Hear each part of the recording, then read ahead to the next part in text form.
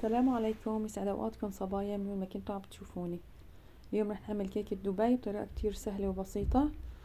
فعلا من ألذ وأطيب الكيكات اللي ممكن تعمليها وتجربيها، والله تستاهل الضجة اللي عملتها وأكتر. فعلا كتير طيبة.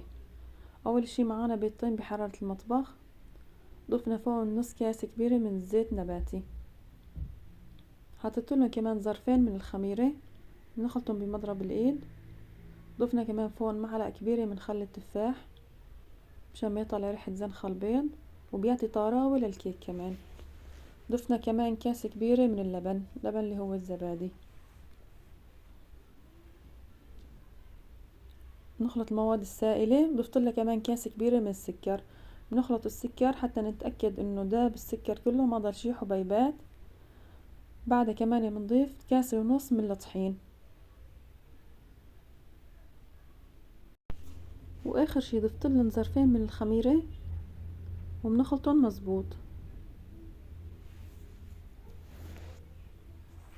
وبصينية الفرن دهنتها بالسمنة وبنسكب الخليط. وهون بنكون مجهزين الفرن محمينه على درجة حرارة 180. بنحط الصينية، بنفرغ الهواء من صينية الكيك. وهون لتحضير البيستاشيو، لصوص البيستاشيو بيلزمنا علبة من الحليب المكثف ونص كاسة من الفستق الحلبي الناعم. بضيف المكونون مع بعضهم وبخلطهم. ضفت حليب المكثف فوق فستق الحلبي الناعم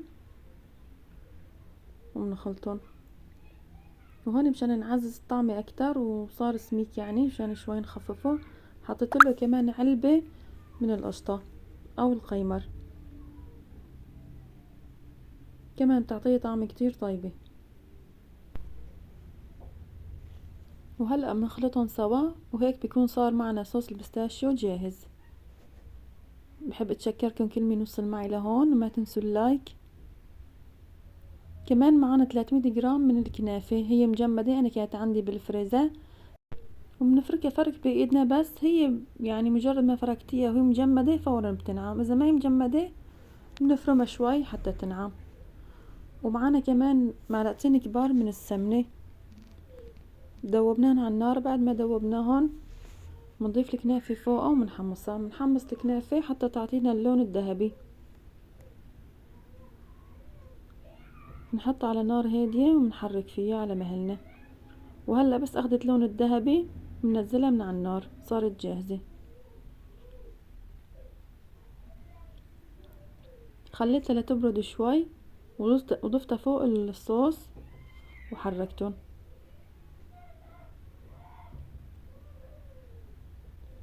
بعد ما حركناهم كمان هون الكنافة صارت جاهزة. وهون الكيك يعني استوى، طلعته من الفرن خليته ليبرد شوي. وهاي الكيك صار جاهز. انا عندي الفرن شوي حامي بيحرق وجه الكيك بس ما بيأثر. هلا بنقشره. وبصحن التقديم اللي بدنا نقدم فيه نساوي فيه الكيك الدبي، بنقصها على الكيكة على قد الصحن وبناخدها. انا اخدت القياسة قصيتها. واذا ضل شي من الجوانب من هون ومن هون فاضي فينا نحط لها كمان كيك بنساويه على قد الصحن.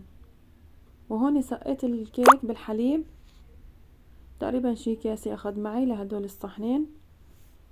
وبعدها بنضيف فوقها صوص البستاشيو مع الكنافة. حطينا الطبقة الثانية من كيك دبي. اول شي حطينا الكيك وسقيناه، بعدها ضفنا فوقه الكنافة اللي جهزناها سوا. بنظبط وجه الكنافة وهيك صاروا جاهزين. وضل عنا اخر طبقة اللي هي طبقة الشوكولا، والاهم عندي كاسة كبيرة من الشوكولا الحبيبات، او بتحبوا تستبدلوها باي نوع شوكولا انتو بتحبوه. ضفتلها كمان فوق علبتين من القيمر او من القشطة، ما بتفرق. وعلى نار هادية، نار شمعة، يعني ما بنخليها عالية كتير لما تحترق الشوكولا، لأن الشوكولا ما بتتحمل نار عالية أوام بتحترق. بنخليها حتى تدوب على مهل الشوكولا. ضفتلها كمان معلقتين كبار من زيت النباتي حتى يعطيها شوي هيك لمعة للشوكولا ويساعد شوي بالذوبان. عندي الشوكولا صعب تدويبه. وهلا بعد ما دابت الشوكولا بنضيف اخر طبقة لكيكة دبي، وهي طبقة الشوكولا. بنساوي سطحة، بنملسه كله، بنحط الكمية اللي بتحبوها، اذا اكتر او اقل بتحبوا طبقة الشوكولا كتيرة او خفيفة براحتكم. اخر شي اللمسات الاخيرة والتزيين هاي ما بصير بلاهن، تحبوا تزينوها على كيفكن. حطيتلها انا هون مبشور من الفستق الحلبي، زينتها على الاطراف. واخدت من الصوص البيستاشيو اللي حضرته بحليب المكثف والقشطة، اخدت منه شوي حتى هيك ازين الوجه بالاخير. قبل ما نحط الكنافة طلعت من هذا الصوص.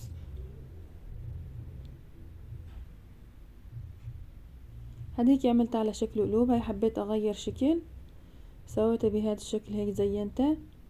وبعود خشبي بنمرره مرة لفوق مرة لتحت بعكس بعضهم. طريقة تزيينها كتير سهلة.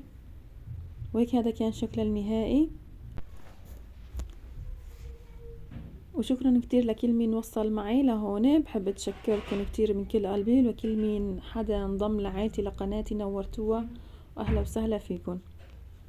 وهلأ لازم ندوق الكيكة، يعني ما بصير بلاها، ندوقها سوا. هذا شكلها النهائي، فعلا طلعت طعمتها والله كتير طيبة، عن جد اطيب والذ الكيكات اللي عملتن واللي راح تعملوها انتم وتجربوها. طعمتها كتير طيبة، جربوها ما راح تندموا، كتير راح تعجبكم ان شاء الله. بتشكركم كتير كتير، وما تنسوني من اللايك والاشتراك وتشاركوا الفيديو مع اصدقائكم. السلام عليكم.